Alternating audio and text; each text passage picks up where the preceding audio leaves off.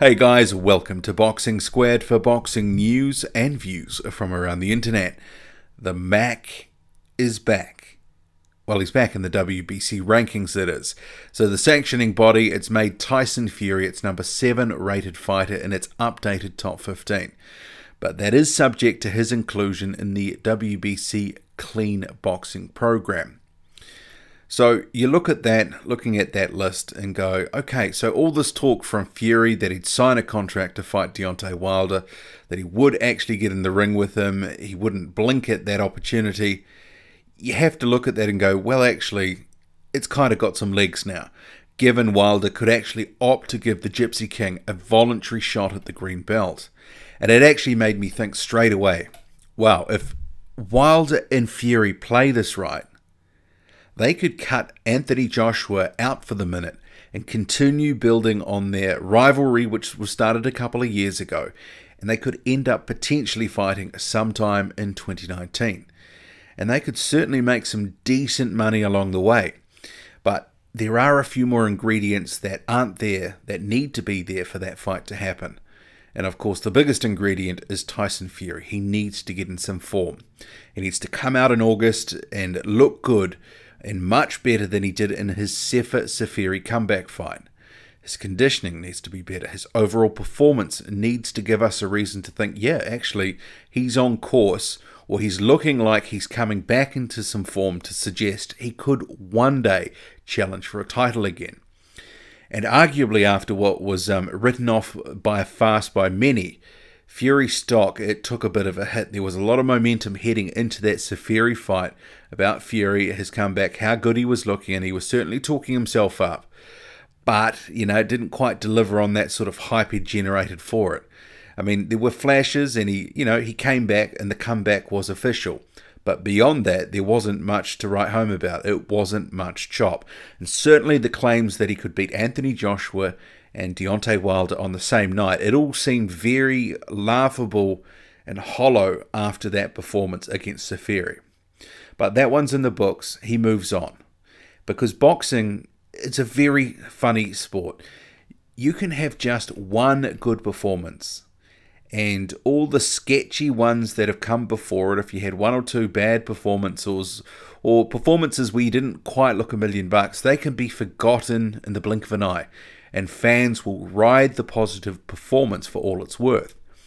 So if Fury can find a healthy dose of his old form, if he can look good in a couple of comeback wins this year, it will get fans starting to talk about the prospect of a Tyson Fury and Deontay Wilder fight. That will start to look like more of a reality instead of just a remote possibility. And both Wilder and Fury, they've been saying the right things in the last couple of weeks in terms of potentially facing each other at some point.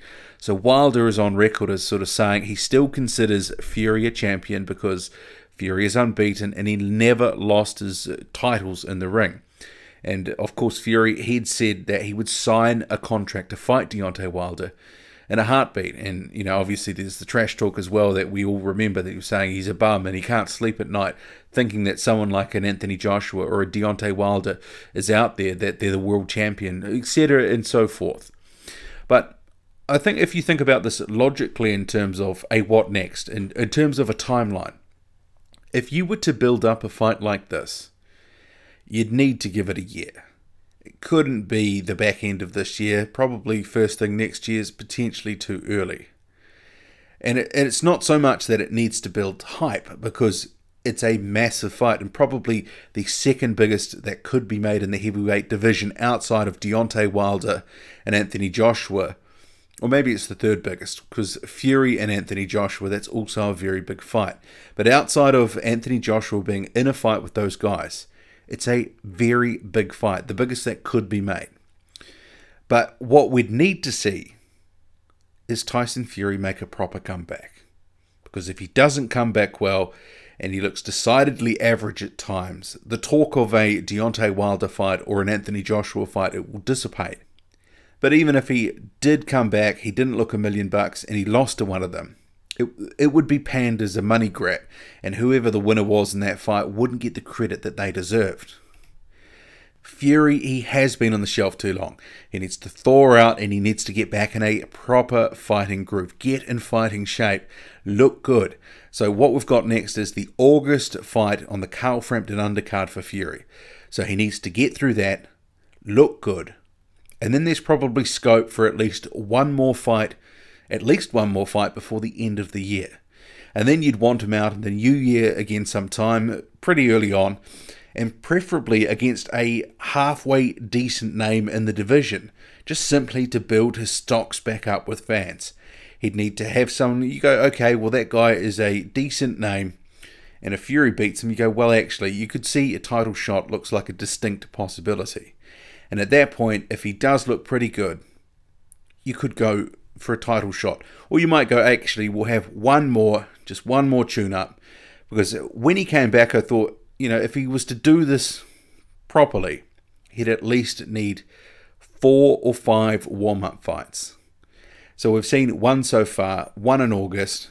I don't see it happening at the end of this year. In terms of a Wilder fight, they're going to need to give him a couple more after August, at least. I mean, the sort of time horizon that I was originally thinking for a Fury comeback before he was to challenge for a belt would be more likely 18 months minimum. But I could see them accelerating it if he does look good. So while I say a year away is a possibility, it's probably the earliest that you could actually look at.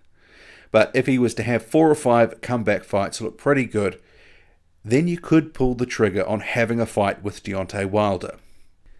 And Wilder too, he needs to keep active, and he will need to keep building his stock. And at the moment, he's riding a bit of a crest of a wave of support. A lot of fans that have been coming on board. Some of that's has come about because of the situation with the Anthony Joshua and Deontay Wilder negotiations, but some of it stems from recent performances. Obviously, he sort of, really took Berman Stavern out in stunning fashion in a round. And then he had a dramatic win over Luis Ortiz, where partway through that fight, you thought, actually, Wilder is out on his feet here. He is going to get knocked out. But he hung in there, sort of took the fight late and took out Ortiz. Did it in good fashion. And that, coupled with some other stuff that's been going on, his social media presence, his stock has been growing with fans. So he needs to continue building on that. And before any Fury fight, say, at the earliest this time next year, you'd want him at least fighting twice. So I could sort of see that being around October, November, and then a second fight in somewhere around February, March time. So one of those opponents, it would have to be his mandatory challenger, Dominic Breazeale. And the second would be a voluntary against someone in the WBC top 15. So you would want to see Deontay Wilder not dipping down too much lower than an Ortiz. But, at the same time, Luis Ortiz is a very good fighter. And potentially there may not be another guy at the level right there at the time. I mean, we'll have to see. It depends what's happening at the time, who's sort of scheduled to fight who, because sometimes the timings don't line up. You don't always get to fight who you want. And I guess you could actually say, well, a Luis Ortiz rematch, it could potentially be there for, Deontay Wilder if he wanted it. If he wanted to take Luis Ortiz as a voluntary. Ortiz ranked very highly. I think he's, 4th in these latest rankings. But then again, you have some other names there that you go, okay, he could face them. I mean, Joseph Parker is one that sort of jumps off the page at me. It has to be at a level where you go, okay, yeah, that guy is a good contender. It's a good challenge for Wilder because he can't drop off now. If he wants to sort of keep building, he has to keep the opposition high. And if Tyson Fury and Deontay Wilder, if they played it right, it has a potential to be a massive, massive fight. It could earn both fighters a boatload of money. And some fans will say, well, it will be good to cut Eddie Hearn out of the loop, cut him out of the action, out of the equation. But really what it would do, and this is, I really believe this, it would be more of a evening of the ledger type thing.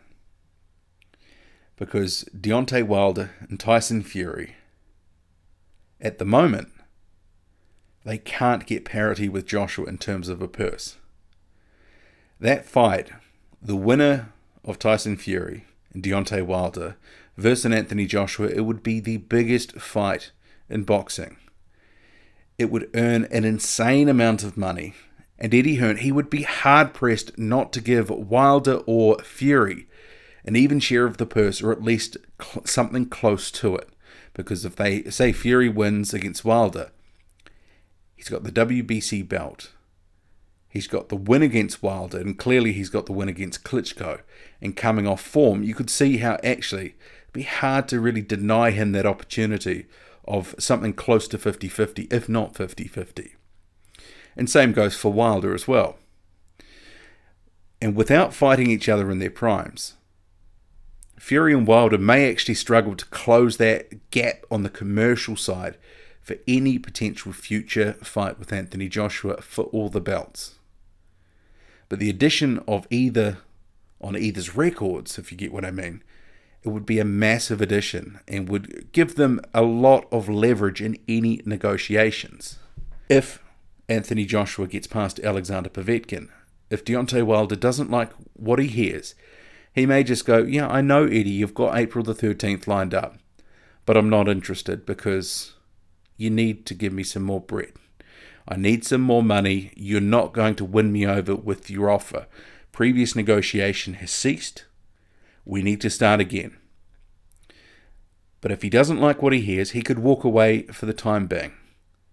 And if he was to work with Fury towards a fight with Fury, you could see how that would benefit both. Obviously, spoils to the winner. But I think if plotted carefully, a Tyson Fury and Deontay Wilder matchup, it can be made. So I think a year at the earliest away, and it would be awesome. I'd love that fight. Imagine the press conferences. It would be insane. Obviously, it's all sort of in fart in the wind territory at this stage. But if they want to build towards a mega fight of their own, it's certainly a possibility. They could look at their current situations and go, well, we kind of need each other to a point. There's the will to fight each other, get a deal done at some point, but a lot of that has some bearing on how is Tyson Fury tracking. Because if he comes back in the next couple of fights and looks really, really good, then certainly a title tilt for a voluntary shot at Tyson Fury. Deontay Wilder might go, actually, it's time to grab this up, grab my little piece of history, take him on, try to beat him. And then obviously you come back to the table for an Anthony Joshua fight. It's a different negotiation. Much more power in that situation. What do you make of it all? Drop a comment loud and often. Hit like, hit subscribe. Follow me on Twitter, boxing_squared. I'm out.